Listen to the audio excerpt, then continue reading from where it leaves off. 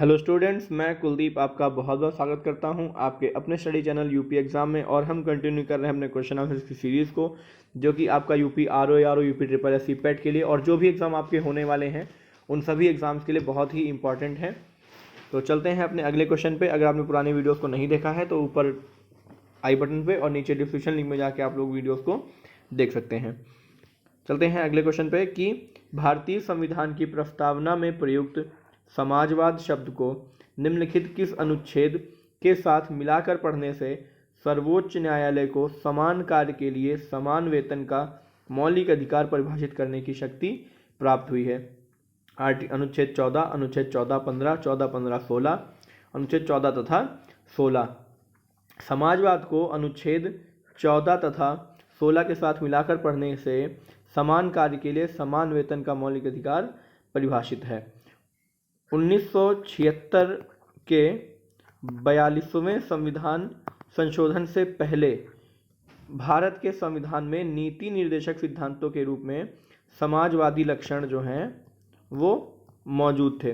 फिर भी समाजवाद शब्द को जोड़कर इसे स्पष्ट किया गया कि सर्वोच्च न्यायालय के अनुसार लोकतांत्रिक समाजवाद का उद्देश्य जो है वो गरीबी, उपेक्षा, बीमारी व अवसर की समानता को समाप्त करना है। तो हमारा आंसर क्या हो जाएगा? ऑप्शन डी, अनुच्छेद 14 तथा 16। चलते हैं अगले क्वेश्चन पे कि वह व्यवस्था जो भारतीय संविधान द्वारा मान्य है, निजी शिक्षण संस्थाओं में धार्मिक शिक्षा नहीं दी जाएगी।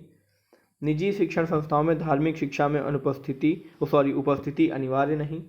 सरकारी शिक्षण संस्थाओं में धार्मिक शिक्षा दी जा सकती है, उपरोक्त में से कोई भी नहीं। तो यह हमारा निजी शिक्षण संस्थाओं में धार्मिक शिक्षा में उपस्थिति अनिवार्य नहीं है। हमारा ऑप्शन बी सही आंसर हो जाएगा। चलते हैं अगले क्वेश्चन पे कि भारत के राष्ट्रपति द्वारा संविधान के अनुच्छेद 19 में दिया गया स्वतंत्रता का अधिकार किस अनुच्छेद के अंतर्गत स्थगित किया जा सकता है? अनुच्छेद 360, 356, अनुच्छेद 352 या किसी भी समय जब वह चाहे। भारत के राष्ट्रपति के द्वारा जब राष्ट्रीय आपातकाल अनुच्छेद 352 के समय अनुच्छेद 19 में जो दिए गए मूल अधिकारों को स्थगित किया जा सकता है। और इस चीज़ का जो स्थगन किया जाता है ये हमारा दिया है आर्टिकल 358 के तहत। ठीक है, चलते हैं अगले क्वेश्चन पे कि भारत के संविधान में उल्लिखित मौलिक कर्तव्यों को ग्रहण किया गया है संयुक्त राज्य अमेरिका के संविधान से, विघटित सोवियत संघ के संविधान से, कनाडा के संविधान से, स्विट्जरलैंड के संविधान से। तो ये हमारा है विघटित सोवियत संघ के संविधान से, ऑप्शन बी। चलते हैं अगले क्वेश्चन पे। एक ऐसी संवैधानिक व्यवस्था जिसका आधारभूत सिद्धांत कार्यकारिणी का विधायिका के प्रति निरंतर उत्तरदायित्व होता है कही जाएगी? लोकतंत्र, संसदीय लोकतंत्र, समाजवादी लोकतंत्र, प्रत्यक्ष लोकतंत्र। तो ये हमारा ऑप्शन बी संसदीय लोकतंत्र। संसदीय शासन व्यवस्था में जो हमारी विधायिका और कार्यपालिका में अभिन्न जो है वो संबंध होता है।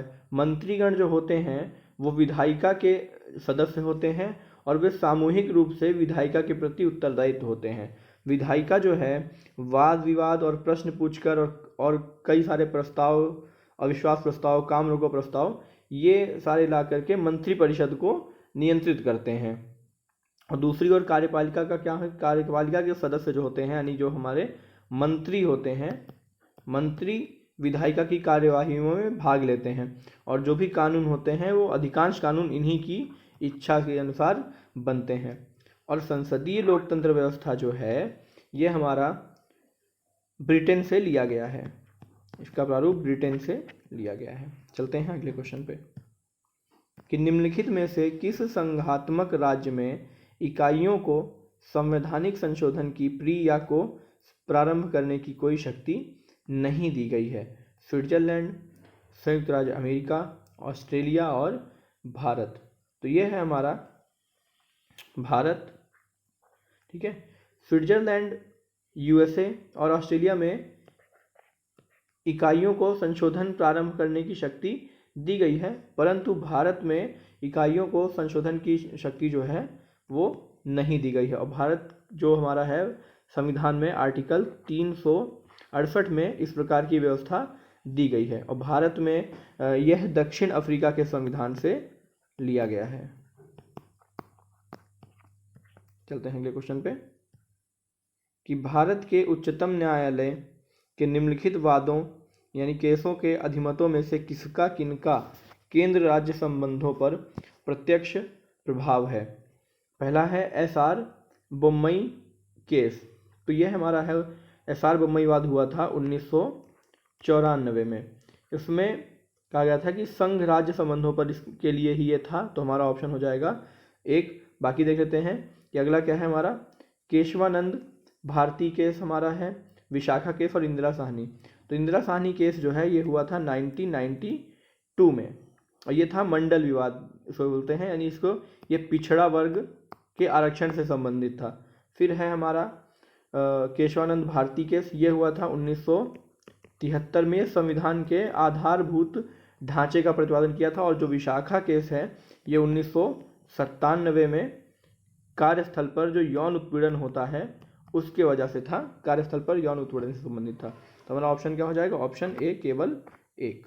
चलते हैं अगले क्वेश्चन पे कि संसद के किसी भी सदन के सदस्य की निर्हरताओं से संबंधित प्रश्न पर अंतिम निर्णय लिया जाता है उच्चतम न्यायालय द्वारा, निर्वाचन आयोग द्वारा, निर्वाचन आयोग की राय प्राप्त करने के पश्चात राष्ट्रपति द्वारा, उच्चतम न्यायालय के मुख्य न्यायाधीश द्वारा। तो ये हमारा है निर्वाचन आयोग की राय प्राप्त करने के पश्चात राष्ट्रपति द्वारा। आर्टिकल 103 के अनुसार यदि यह प्रश्न उठता है कि संसद के किसी सदन का कोई सदस्य अनुच्छेद 102 के खंड 1 में वर्णित किसी निर्भरता से जो है वो ग्रस्त हो गया है या नहीं, तो वह प्रश्न राष्ट्रपति को विनिश्चय के लिए अगर भेजा गया है तो जो राष्ट्रपति का ही विनिश्चय होगा वो अंतिम होगा। और उस करने से पहले जो राष्ट्रपति है वो निर्वाचन आयोग की राय लेगा और उसकी राय के अनुसार फिर कार्य करेगा। चलते हैं अगले क्वेश्चन पे कि शुद्ध राष्ट्रीय उत्पादन एनएनपी बराबर होता है जीएनपी माइनस सकल कर, जीएनपी माइनस विदेशी सहायता, जीएनपी माइनस पूंजी ह्रास और जीएनपी माइनस अप्रत्यक्ष कर। तो शुद्ध राष्ट्रीय उत्पाद यानी एनएनपी है, एनएनपी ज्ञात करने के लिए हम क्या करते हैं, जब हमारा जीएनपी होता है, जीएनपी में से हम जो पूंजी स्टॉक की खपत या जो हमारा ह्रास होता है यानी डिप्रिसिएशन होता है उसको हम घटा देते हैं। तो इसका हो जाएगा NNP equal to GNP minus depreciation, यानी कि हमारा ऑप्शन सी जीएनपी माइनस पूंजी ह्रास। चलते हैं अगले क्वेश्चन पे कि निम्नलिखित में से कौन सा कर भारत सरकार द्वारा नहीं लगाया जाता है। सेवा कर, निगम कर, सीमा कर, मार्ग कर। सेवा कर लगाया जाता है, निगम कर भी लगाया जाता है, सीमा कर भी लगाया जाता है, लेकिन जो टोल टैक्स है यानी मार्ग टैक्स है ये हमारा भारत सरकार नहीं राज्य सरकार लगाती हैं, राज्य सरकार लगाती है। चलते हैं अगले क्वेश्चन पे कि निम्नलिखित में से क्या क्या गैर योजना व्यय के अंतर्गत आते हैं। सब्सिडी, भुगतान, रक्षा व्यय। तो गैर योजना व्यय के अंतर्गत सब्सिडी भी आता है, ब्याज भुगतान भी आता है, रक्षा व्यय भी आता है और पिछली योजनाओं से निर्मित आधिकारिक संरचना का रक्षण व्यय यह भी आता है। हमारा ऑप्शन 1, 2, 3, 4 यानी हमारा ऑप्शन डी सही होगा। चलते हैं अगले क्वेश्चन पे कि लीड बैंक का कार्य किया जाता है भारतीय स्टेट बैंक द्वारा, भारतीय रिजर्व बैंक द्वारा, किसी भी बैंक द्वारा या इस कार्य हेतु नामित बैंक द्वारा। तो ये हमारा ऑप्शन डी इस कार्य हेतु नामित बैंक द्वारा किया जाता है। लीड बैंक योजना का प्रारंभ कब किया गया था, यह किया गया था 1969 में। चलते हैं अगले क्वेश्चन पे कि भारत में निम्नलिखित में से कौन सा वायदा बाजार आयोग द्वारा विनियमित होता है। मुद्रा फ्यूचर्स व्यापार, जींस फ्यूचर व्यापार, इक्विटी फ्यूचर्स व्यापार, जींस फ्यूचर व्यापार तथा वित्तीय फ्यूचर्स व्यापार। तो ये हमारा है जींस फ्यूचर व्यापार। वायदा बाजार जो है इसके अंतर्गत दो पक्षों के बीच विनिमय की शर्त निर्धारण या चालू कीमत को ही कायम रखने के लिए जो है समझौता होता है, जो भविष्य की किसी निश्चित जो तिथि होती है उस पर ही क्रियान्वित होता है। चलते हैं अगले क्वेश्चन पे। किसके शासनकाल में भारत में उदारीकरण के प्रथम चरण को आरंभ किया गया? राजीव गांधी, पीवी नरसिम्हा राव, अटल बिहारी वाजपेयी, एचडी देवगौड़ा। तो ये हमारा है ऑप्शन बी, पीवी नरसिम्हा राव। इनके शासनकाल में भारत में आर्थिक उदारीकरण की जो प्रथम चरण था वो 1991 में आरंभ किया गया था, 1991। चलते हैं अगले क्वेश्चन पे कि हरी खाद के लिए सबसे उपयुक्त फसल है आलू, गन्ना, सनई, चना। तो ये हमारा है सनई, ऑप्शन सी। ठीक है, हरी खाद का मतलब होता है कि वो पत्तीदार फसलें होती हैं जिनकी वृद्धि जो होती है यानी जो बहुत कम समय में काफ़ी बड़ी मात्रा में हो जाती हैं और फूल फलाने से पहले ही उन्हें मिट्टी में जोत के जो है दबा दिया जाता है और फिर ये मिट्टी में मिलके एक पोषक तत्वों में वृद्धि करती हैं। और दो इसमें इन्हें कहते हैं कि हरी खाद बोला जाता है इन्हें। जैसे हमारा हो गया सनई हो गया, ढैंचा हो गया, उड़द हो गया, मूंग हो गया और कई सारी ऐसी फसलें होती हैं। चलते हैं अगले क्वेश्चन पे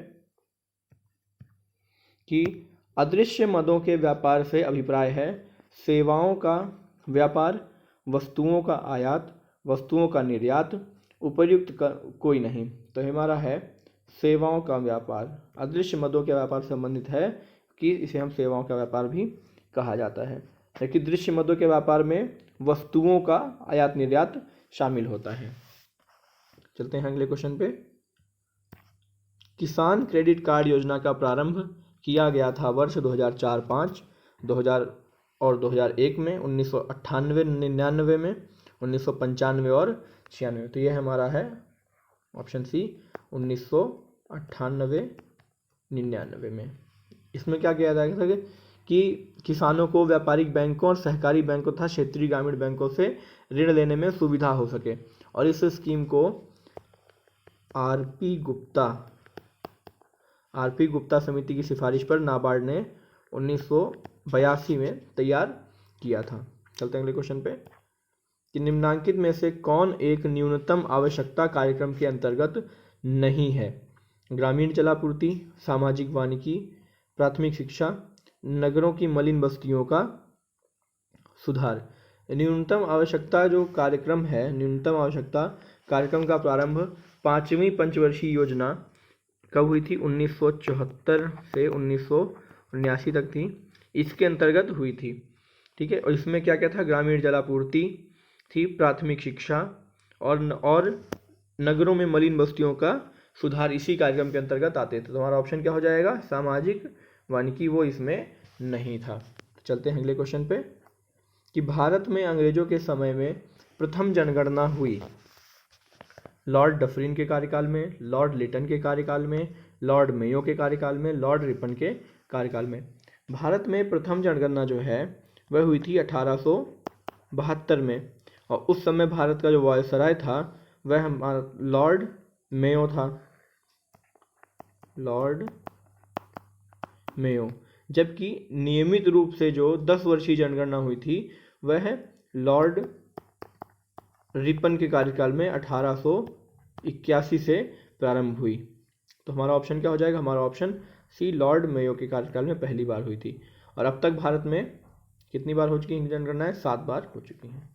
चलते हैं अगले क्वेश्चन पे कि निम्नलिखित वक्तव्यों पर विचार कीजिए। उत्तर प्रदेश सबसे अधिक जनसंख्या वाला प्रदेश बना हुआ है। 2011 जनगणना 2011 के अंतिम आंकड़े। ठीक है, ऑप्शन ए सही है। बिहार, पश्चिम बंगाल तथा महाराष्ट्र क्रमशः अवरोही क्रम में उससे के नीचे हैं। तो नहीं, ये हमारा गलत है। ठीक है, क्योंकि इसमें जो क्रम है वो उत्तर प्रदेश के बाद जो है महाराष्ट्र आएगा, फिर बिहार आएगा और फिर पश्चिम बंगाल आएगा। तो हमारा ऑप्शन हमारा ऑप्शन ए सही है परंतु आर गलत है, ऑप्शन सी हो जाएगा। चलते हैं अगले क्वेश्चन पे कि यूपी में 2011 की भारत की जनगणना के अनुसार साक्षरता दर है 70.05%, 68.21%, 67.68%, 65.41%। तो ये हमारा हो जाएगा 67.68%। जिसमें अगर बात किया पुरुष की, तो पुरुष की साक्षरता दर है 77.3% और महिला की है वो 57.2%। चलते हैं अगले क्वेश्चन पे कि निम्नलिखित में से केंद्र शासित प्रदेश में आबादी का घनत्व सबसे कम है। दमन और दीव, दादरा नगर हवेली, पुडुचेरी, अंडमान और निकोबार। तो ये हमारा है ऑप्शन सी, अंडमान और निकोबार, जिसका जनसंख्या घनत्व कितना है 46 है। चलते हैं अगले क्वेश्चन पे कि उत्तर प्रदेश के निम्नलिखित जिलों का भौगोलिक क्षेत्रफल की दृष्टि से सही अवरोही क्रम क्या है। देखते हैं यहाँ पे किसका कितना कितना है। तो वाराणसी का सबसे ज़्यादा है। वाराणसी का है जो क्षेत्रफल है वर्ग किलोमीटर में 1535 वर्ग किलोमीटर है। गौतम बुद्ध नगर का 1442 वर्ग किलोमीटर है। बागपत का 1321 वर्ग किलोमीटर है और संत रविदास नगर का 1056 है। तो ये हमारा सही अवरोही क्रम है ऑप्शन डी, वाराणसी, गौतम बुद्ध नगर, बागपत और संत रविदास नगर। चलते हैं अगले क्वेश्चन पे कि जनगणना 2011 के अनुसार उत्तर प्रदेश में 10 लाखी यानी मिलियनरी नगरों की संख्या कितनी है। तो ये हमारा है 7 नगर हैं। कौन कौन से हैं? सबसे पहले हमारा है कानपुर, फिर उसके बाद है लखनऊ नंबर 2 पे, फिर है गाजियाबाद, उसके बाद हमारा आता है आगरा, फिर है वाराणसी, उसके बाद है मेरठ और फिर है हमारा इलाहाबाद या प्रयागराज। ठीक है, चलते हैं अगले क्वेश्चन पे कि 2011 की जनगणना के अनुसार भारत में कितने, अभी देखो यूपी में पूछा था, अब पूछ रहा है कि भारत में कितने 10 लाखी नगर हैं 2011 की जनगणना के अनुसार। तो ये हमारा है 53। चलते हैं अगले क्वेश्चन पे कि एक क्षेत्र के प्ररोहण में समयांतर क्रमबद्ध परिवर्तन को कहा जाता है जीवोन, अनुक्रमण, पोषण स्तर, चरम अवस्था।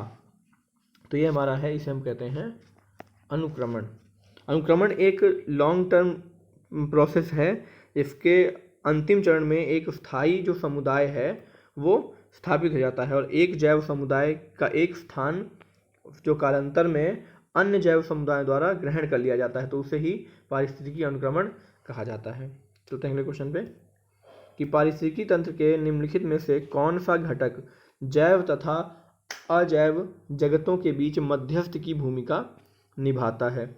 उत्पादक, उपभोक्ता, वियोजक और आवास क्षेत्र। तो ये हमारा है ऑप्शन ए, उत्पादक। पारिस्थितिकी तंत्र में उत्पादक जो है जैव तथा अजैव जगतों के बीच में मध्यस्थ की भूमिका निभाता है। ये पौधे प्रकाश संश्लेषण द्वारा अपना भोजन बनाते हैं तथा मृदा से खनिज पोषक तत्व प्राप्त करते हैं। ये उत्पादक घटक जो हैं उपभोक्ताओं के लिए भोजन उपलब्ध कराते हैं। चलते हैं अगले क्वेश्चन पे कि प्रदूषकों को उनके दीर्घकालीन प्रभाव के साथ दिए गए कूट की सहायता से सुमेलित कीजिए। तो देखते हैं कार्बन मोनोऑक्साइड, ये दिया हुआ है लीवर और किडनी को क्षति, बिल्कुल सही है, लीवर और किडनी को क्षति पहुंचाता है।